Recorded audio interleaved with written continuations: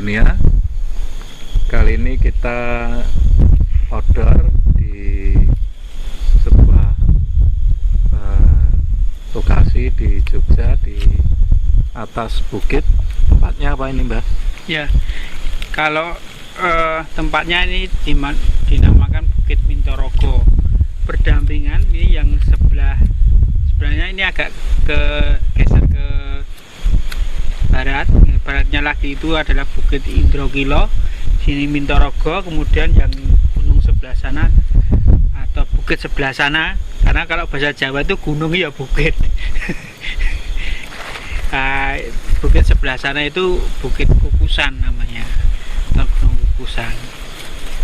Kemudian kalau kupas sejarah ya, berbicara sejarah, kalau saya sendiri napak tilas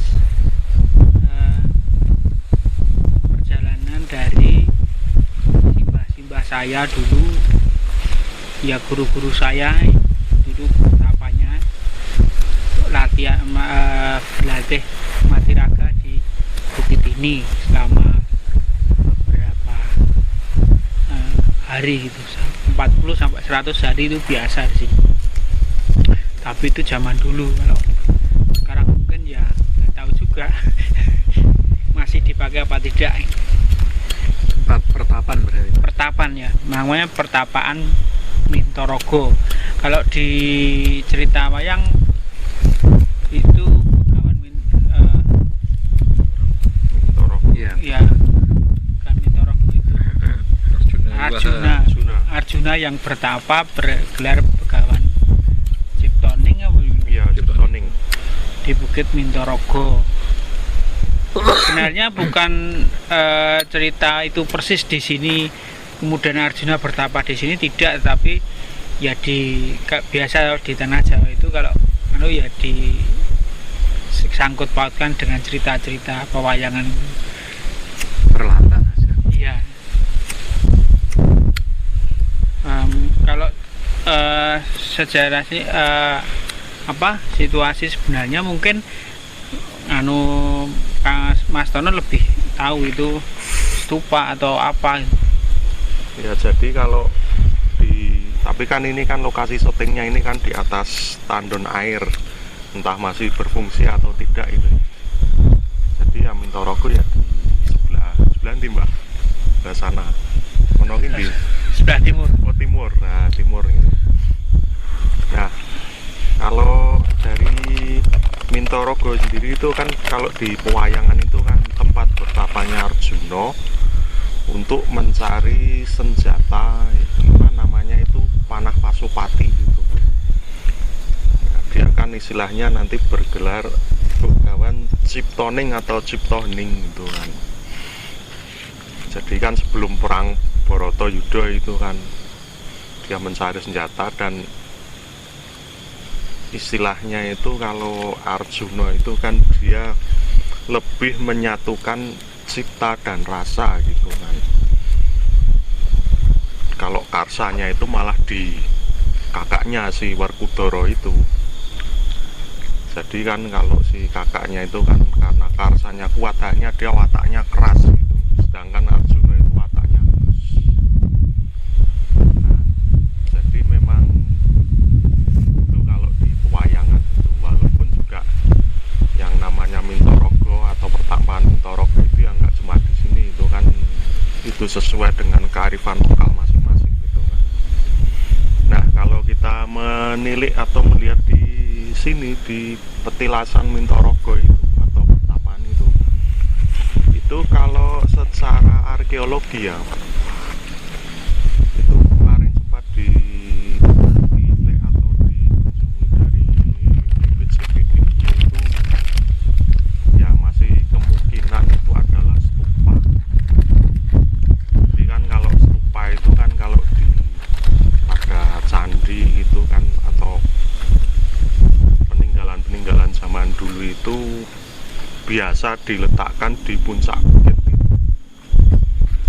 Ya mungkin kan kalau bisa jadi itu untuk tempat menaruh abu jenazah seorang yang istilahnya luhur dan beragama Buddha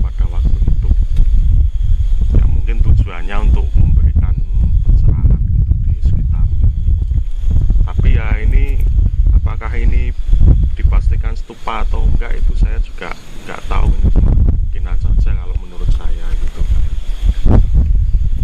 Tapi memang tempatnya ini enak. Saya itu pertama itu di sini tahun berapa ya? 2011 ya Mbak Kara. Mungkin 2011. Sama Mbah Sulis. Ya enak lah, cocok gitu. Kalau kita istilahnya pengen berwisata spiritual di situ, cari petunjuk atau apa gitu. Terlepas itu sebagai objek yang juga cagar budaya atau bukan gitu. Tapi ya memang enak sih. Mungkin Mas Hada pengalamannya dulu waktu pertama kesini. Dulu belum begitu tahu ya teman, cuman enak terus hawanya itu secara apa ya, kalau dibilang keenergian itu lembut ya. Cuma itu sih, kalau dulu belum begitu ngeh, Sekarang master ya. sekarang sama. Lu sama.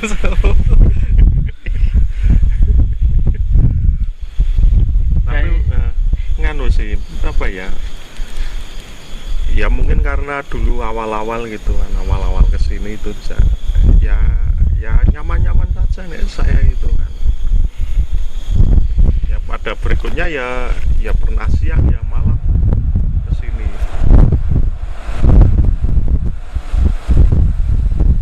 Ini ada suara pompa air ya. Pompa air ngisi ini maksudnya. Kan kita di atas tandon. Jadi ini kan disuplai airnya dari bawah situ. Sumurnya ada di bawah. Tadi ngelewati sebenarnya. Iya. Sudah dinaikkan ke sini. Dari sini untuk mengaliri perkampungan sebelah sana. Mungkin jadwalnya ngisi.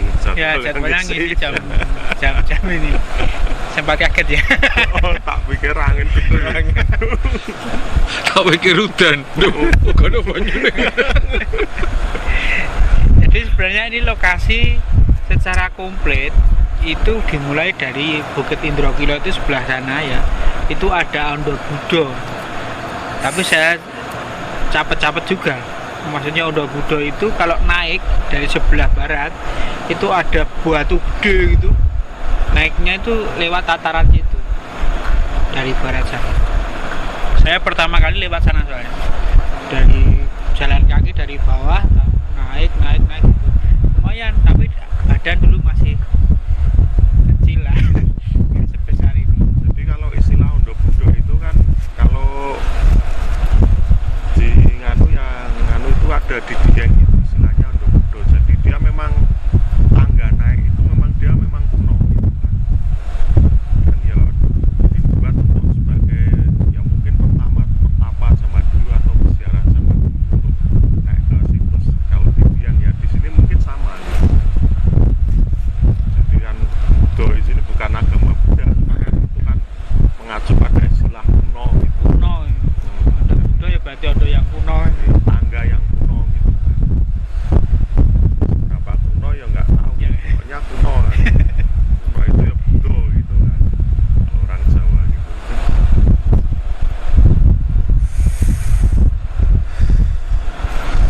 Mungkin Mas Ino ada apa? Saya pertama kali kesini ya baru sekarang ini, cuman ya berhubung saya baru-baru ini kesini dan malam-malam juga, untuk jalan sih jelas gak hafal. Jadi kalau sekarang ditinggal ya gak bisa pulang. Ya bisa lah. Tenang, Tenang, ada Pak. petunjuk. Tolong. Tolong Sherlock kan bukan jemput. Dan sekitarnya itu sebenarnya banyak lahan pertanian masyarakat. Hanya pada saat ini kan kemarau ya, karena lahannya itu lahan tak ada hujan, banyak yang tidak digarap, jadi kering.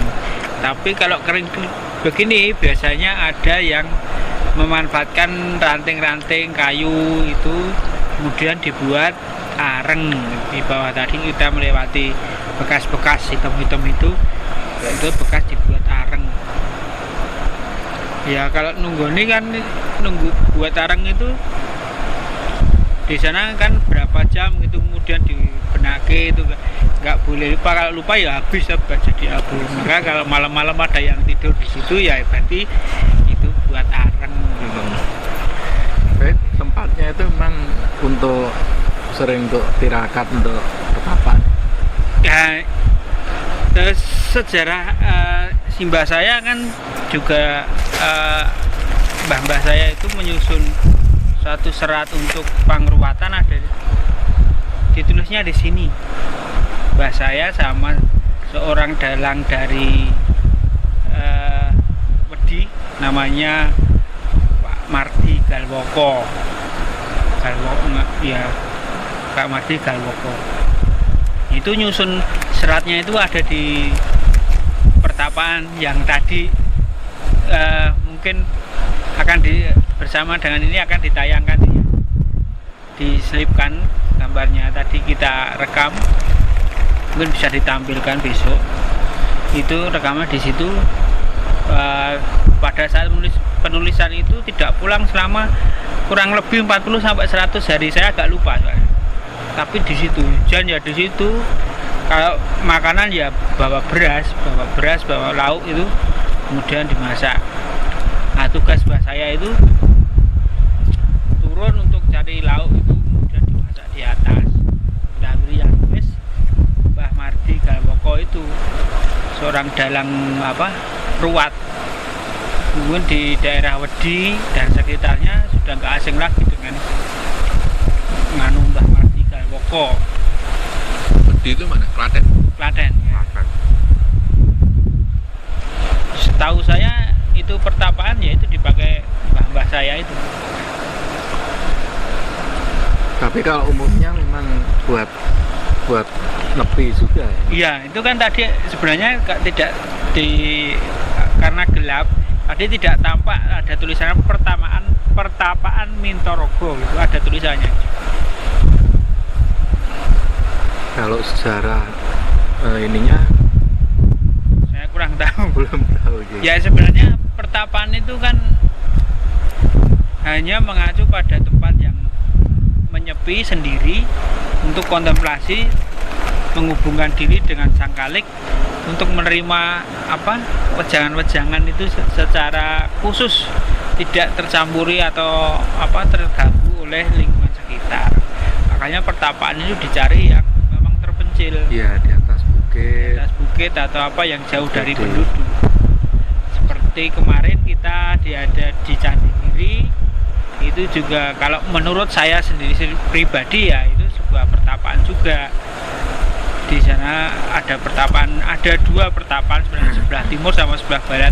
Yang barat itu Candi Giri, yang sebelah timur itu sudah tidak tampak lagi. Tapi saya dulu pernah lihat bekasnya di situ, ada kemuncak di sana.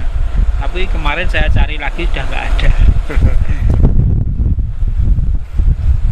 Ini saya dulu itu pengalaman di sini itu ya sama Mbak Sulis itu ya pagi atau siang gitu.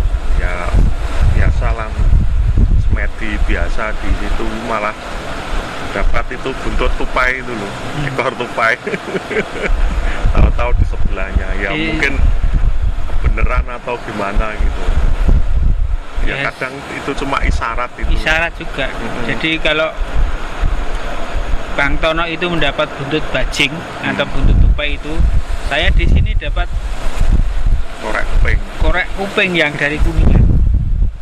Di sini siapa yang korek kuping dari Kuningan? Korek kuping dari Kuningan maksudnya bentuknya kayak korek kuping tapi iya curug itu ya benar, memang curug kuping itu loh.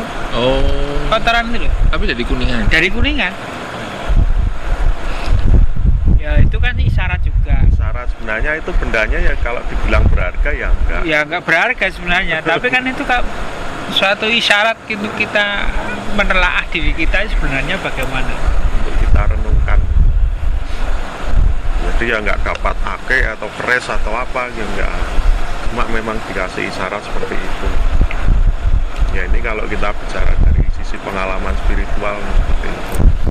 Cuma kalau tadi Mas Agung bicara sejarah ya saya kira itu tadi yang seperti saya bilang itu ya kemungkinan itu serupa. Jadi memang sudah 1000 tahun lebih itu sudah ada. Ya maksudnya cerita rakyatnya seperti apa, atau memang Cerita memang rakyat ini itu tempat sering untuk nepi atau apa gitu. itu ya macam-macam itu. Bahkan ada yang bilang sebagai petilasannya Sunan Kalijogo juga ada yang bilang begitu. Cuma ya monggo saja, itu kan mungkin dia dapat ceritanya begitu, entah dapat cerita dari mana. Iya kan, cerita rakyat tuh ya Cerita rakyat boleh aja. Ya, Petilasannya siapa? petilasannya siapa gitu siapa. kan. ya kalau mengacu pada namanya ya dari Mintorogo itu ya kalau digadok-gadok ya itu pasti pertapaannya Janoko. Janoko. Janoko. Cuma yo sing nguruh Janoko di sini itu siapa gitu. Nah, artinya bahwa itu kan cuma cerita Mintorogo itu diibaratkan Janoko yang bertapa bergelar Begawan Cipto Ning. Artinya siapapun yang ada di situ adalah mengupaya Mintorogo, artinya meminta akan kesempurnaan raga, akan raga ini supaya sempurna. Cipto Hening itu artinya kita untuk menciptakan hening, selalu nyambung dengan sang kalik. Itu bukan berarti Janoko di situ juga bagus ya, enggak. Ya cuman begitu. Ya jadi memang kalau penamaan wayang tempat petilasan atau pertapaan itu sudah umum kalau di Jawa gitu kan. Ya misalnya yang paling terkenal gitulah petilasannya Semar gitu di Gunung Tidar gitu, atau di Gunung Serandil, atau di mana di Dieng itu memang karena ya kita dari bicara sisi itu ya apa, jadi kayak psikologi, karena psikologi orang zaman dulu kan tontonannya itu cuma wayang. Beda kalau sekarang kita buka gadget itu kan udah macam-macam, ada Netflix, ada HBO dan lain sebagainya gitu.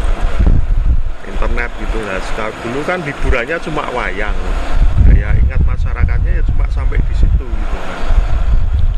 Jadi ya terus ada tempat yang bagus gitu kok mungkin dilihat tuh ada orang ganteng gitu, wah ini Arjuna ini.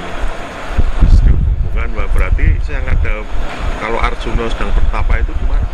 Oh ya di Mintorogo gitu. Nah, terus dinamai Mintorogo gitu kan. Mungkin kalau ada petilasan Semar gitu, mungkin di situ pernah ada yang lihat yang sosok yang mirip Semar ada di situ gitu. Ya seperti itulah kalau kita bicara soal petilasan gitu kan. Cuma kan semakin kesini karena itu cerita itu kedok tular dan turun temurun, itu mungkin juga ada penyimpangan gitu, istilahnya penyimpangan. Ya biasalah kalau orang kan kalau titip apa omongan itu biasanya kan dilebih-lebihkan gitu. Dan ini kalau turun terus itu sampai beberapa generasi ini kan sudah melenceng jauh. Tapi itu kalau kita melihat dari sisi kesejarahan bisa seperti itu. Cuma kan kalau kita melihat dari sisi spiritual gitu kan, ya asal kita nemu tempat yang enak untuk berkontemplasi ya sudah gitu kan, nggak masalah walaupun itu tempat nggak jelas sekalipun gitu kan, dengan apa desain, ada yang desain sedemikian rupa yang nggak jelas itu. Kalau kita nyaman di situ untuk istilahnya semedi atau bermeditasi atau silo itu ya nggak masalah kalau menurut saya. Jadi ya pada akhirnya itu akan menjadi petilasan kita gitu. Ya kembali ke cerita atau apa kepercayaan masyarakat itu biasanya yang kan kalau petilasan atau tempat untuk nepi itu kan rata-rata kan ada yang percaya oh ini biasanya yang datang ke situ tuh orang yang mencari rezeki, ada yang mencari derajat, pangkat atau spiritual seperti itu. Kalau di sini biasanya apa, Mas? Ya, kalau di sini untuk mengolah spiritual ya, karena Mbah Marti Galwoko itu ya, itu kalau masyarakat di sini sudah hafal dengan Mbah Marti itu, seorang dalang dari di sana. Itu untuk pengolahan spiritual. Jadi kalau Pedunaiwan sebenarnya mah tidak ya, itu pengolahan spiritual, kemampuan spiritual yang lebih tinggi lagi, mencipta hening itu menjadi begawan cipta hening. Itu apa, meningkatkan Iya, spiritualnya. ya, karena seorang dalang ruwat juga dituntut katakan kemampuan spiritualnya untuk meruat hal-hal yang apa terkendala dengan apa penganyam-anyam atau apalah, banyak yang kita bicarakan dulu bahwa bayi itu diruat, ini ada yang tunggal, kedono kedini, kedini kedono dan sebagainya itu. Nah, yang meruat itu dalang yang khusus, yang kemampuan spiritualnya tinggi. Maka zaman dulu Mbah Marti itu betapanya di sini untuk meningkatkan kemampuan itu. Saya sendiri pertama kali ke sini pas itu Mbah Marti sudah meninggal. Saya tanya di pasar itu, katakan wah itu sudah meninggal yang di sana. Yang di sana itu siapa? Saya kan tanya balik, siapa? Itu loh Mbah Marti itu dari Wedi. Nah, itu ya kalau sama saya ya sebenarnya dicapet-capet ya. Ya kalau yang kesini itu ya dulu itu ya pernah ketemu yang itu loh apa, dukun lurah itu loh, nyalon Dukun lurah juga ada. juga ada. Ya sebenarnya kan kalau petilasan itu kan multifungsi gitu kan kalau menurut saya gitu kan. Jadi tidak harus orang yang dengan hajat tertentu harus kesini, harus pokoknya ini spesialisnya hajat ini gitu. Sebenarnya kan tidak seperti itu. Kalau kita lihat dari banyak pertapan atau petilasan, biasanya itu umum ya, mau cari jodoh, rezeki atau pangkat gitu, ya macam-macam lah. Nah, cari nomor juga bisa gitu kan. Ya itu kalau persepsi kita, cuman kan kelihatannya kan kalau di masyarakat kan biasanya itu melihatnya ada satu contoh yang sukses sehingga dipercaya bahwa misalnya kayak misalnya dulu di Gunung Kemukus itu kan untuk mencari kerezekian. Jadi kalau orang cari jodoh nggak ke situ, orang cari pangkat nggak ke situ, itu cuman kebiasaan. Memang sebetulnya dimanapun tetap bisa untuk bermacam-macam. Maksud saya tadi menanyakan itu adalah kepercayaan di sini tuh biasanya orang bertapa atau nepi itu untuk apa? Itu berarti kan ke spiritual kan ya. Setahu saya itu gini sebenarnya, kalau di Cina itu terkenal dengan Feng Shui, di Jawa itu sebenarnya juga ada Feng Shui-nya. Jadi untuk tempat-tempat tertentu kadang itu dicari sinkronisasi elemennya apa. Nah, di situ biasanya digunakan untuk ritual apa atau untuk mencari apa. Nah, biasanya sih Feng Shui untuk Jawa, utamanya untuk daerah-daerah pertapaan itu memang mengacu pada hal-hal tertentu. Cuman masyarakat mengertinya adalah ketika di situ sukses, ada contoh kasus yang sukses itu ya umumnya dianggap itu tempatnya itu. Contoh kayak tempuran katakanlah, ketika seorang dalang nepi di tempuran tersebut kemudian dia jadi laris, dianggapnya sama masyarakat sekitar di situ tempat untuk kalau jadi dalang laris ya di situ. Atau katakanlah kalau ada sebuah gua, di situ banyak pejabat, habis nepi di situ jabatannya naik, akhirnya masyarakat sekitarnya menganggap oh di situ loh tempat jabatan, padahal sebenarnya ya mungkin enggak juga, cuman Cuman ya memang Feng Shui Jawa kadang ada elemen-elemen tertentu yang sebenarnya itu sifatnya lebih ke personal sih, lebih ke personal, dia cocoknya yang apa gitu. Setahu saya sih gitu. Untuk tempat ya, untuk wilayah, cocokan dengan dia untuk gayo apa gitu. Biasanya kalau yang tempat yang sebagai penglarisan itu di Sendang, kalau setahu saya gitu Iya. ya. Di Sendang itu Bisa. Yang dekat-dekat air nah. Dekat-dekat Kalau nggak air. Sendang. Iya. Terus kan di dekat tempat saya itu kan ada sebuah sendang, itu kan konon katanya dalang kondang itu, yang nggak sebut nama itu, tapannya di situ. Cuma kan di sisi lain juga ada istilahnya sebuah rumah makan atau apa gitu, dia juga konon katanya mengambil dayanya itu ya dari situ. Iya, Jadi Sendang memang- itu kan penghidupan kan, depan rezeki ya. Jadi ya memang kalau ditarik kok, oh ini dalang terus ini rumah makan, ya nyambungnya ya di penglarisan itu. Kalau yang dalang itu benseng nangkap itu makin banyak gitu kan. Kalau itu kan rumah makan biar makin laris gitu. Iya, tipe-tipenya seperti itu. Kalau kayak di sini karena gunung loh, daerah tinggi ya, itu lebih ke spiritual. Karena kan ya mungkin lebih tenang, lebih nyaman, dan karena spiritual itu kan ketuhanan, nah itu mesti carinya yang tempat yang tinggi. Beda dengan kalau rezeki ya benar, itu masuknya air kan. Ya, Sendang. ya aslinya ya ketuhanan juga, Ya. tidak secara langsung gitu. Iya.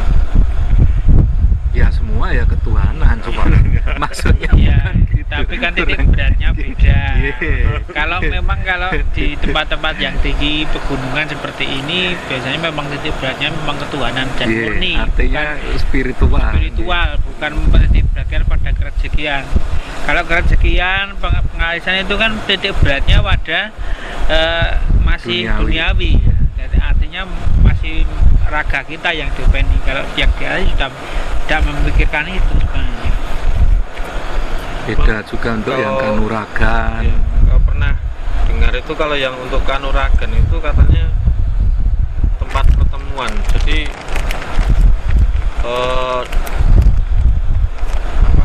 Tempuran, pegunungan tapi enggak nganu. Kalau pertemuan elemen, jadi pegunungan yang dekat dengan laut. Nah, itu katanya yang bagus buat ngolah kanuragan itu. Itu kayak di daerah-daerah seperti mana dulu itu,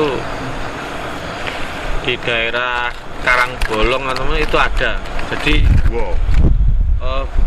bukan buahnya sih, tapi ada bukit, tapi dekat dengan laut. Jadi pertemuan elemennya itu katanya bagus untuk mengolah kanuragannya.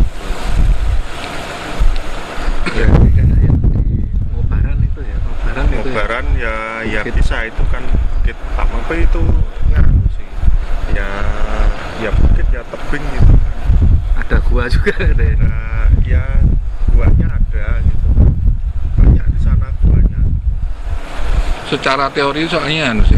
Nah, umumnya yang saya tahu ya, yang digunakan untuk kanuragan itu umumnya biasanya areanya itu ekstrim. Maksudnya secara cuacanya, pergantian udaranya itu ekstrim.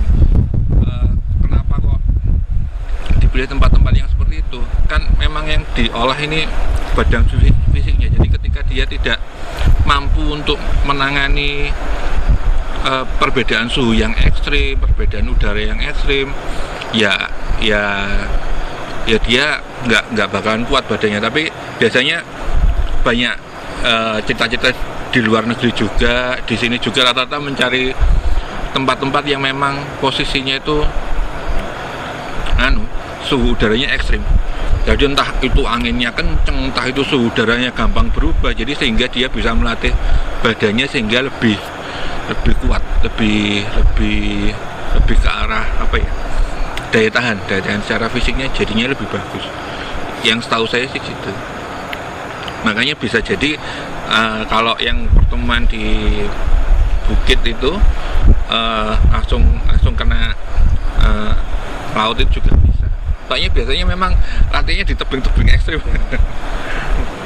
Kalau yang Kanuragan, setahu saya dari beberapa literasi dan bacaan-bacaan itu.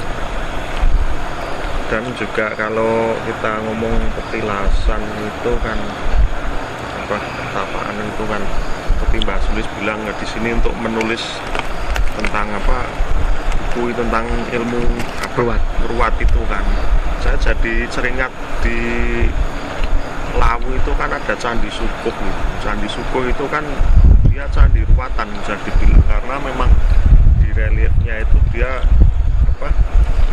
menceritakan tentang Sudamala gitu kan. Jadi ceritanya itu si Durga itu dia diruat sama Sadewa atau yang bungsunya Pandawa itu supaya kembali menjadi Dewi Uma. Dan itu dibangun pada zaman Majapahit gitu. Ya mungkin agak-agak akhir gitu, memang sejarahnya kan begitu. Tapi memang ruwat sendiri itu kan dia lebih ke arah spiritual sebenarnya. Jadi kayak kalau kita ada benang itu kusut budet itu kan, ruwat itu kan diudari itu supaya benangnya nggak budet gitu, atau mungkin juga dikasih cara ngudarinya gimana gitu, jadi nggak terus ujuk-ujuk jadi bagus gitu, enggak langsung gimana gitu kan instan, nggak gitu juga gitu. Cuma memang secara umum kalau yang di gunung-gunung itu memang lebih spiritual seperti yang tadi Mas Agung bilang. Nah, terus ada lagi yang kalau petilasan atau pertapaan itu di dalam gua gitu.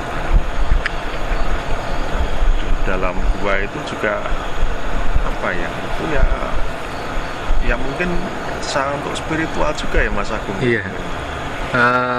Gua itu juga macam-macam lokasinya. Iya. Ada yang gua yang di gunung, ada yang pinggir laut juga. Pinggir laut itu kayak Gua Langse. Gua Langse.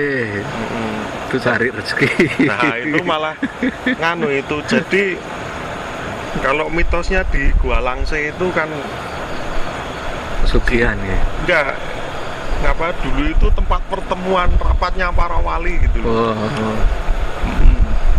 Terus juga di Ponegoro itu juga dulu nyepinya di Gua Langse katanya. Terus yang lebih baru lagi Ki Ageng Surya-Mentaram itu juga dulu pernah bertapa di Gua Langse. Cuman makin kesini ceritanya jadi blorong. Iya, jadi blorong itu kan. Saya itu di Gua Langse itu ketemu ya masih anak muda itu, dia dari Jawa Timur. Dia tanya saya, "Mas, di sini kalau mau ketemu blorong di mana ya?" Atau mau ngarep golek blorong. Tapi ya benar, kalau memang untuk spiritual, untuk di sini kan untuk nulis ya. Tadi kalau di Gunung Lawu, kalau yang modern itu konon ya Kopengho. Iya. Kopengho itu nulisnya di Tawangmangu. Mungkin lebih tenang ya, lebih tenang dapat inspirasinya. Ya kalau secara spiritual kan mungkin makhluk-makhluk yang istilahnya dia itu entitasnya tingkatannya tinggi itu kan dia tinggalnya di gunung-gunung gitu, di puncak-puncak gunung gitu kan. Ya mungkin juga kayak ngalap berkah dari beliau-beliaunya itu untuk mencari inspirasi gitu. Jadi kenapa kok di gunung itu suasananya beda gitu. Makanya pada seneng naik gunung. Yang ngomong-ngomong kita ngobrol di sini kok saya rasanya dejavu ya. Dejavu ya, ini ada kita di sini kan, padahal kita nggak membayangkan, cuma bukan kapan gitu. Ya Mas Haddad nganu dulu dejavu saya itu bilang jadi untuk kerezekian itu bertemunya antara pria dan wanita.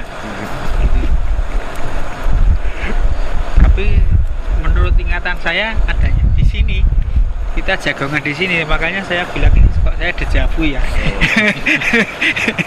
Nah itu dejavunya Pelinu apa?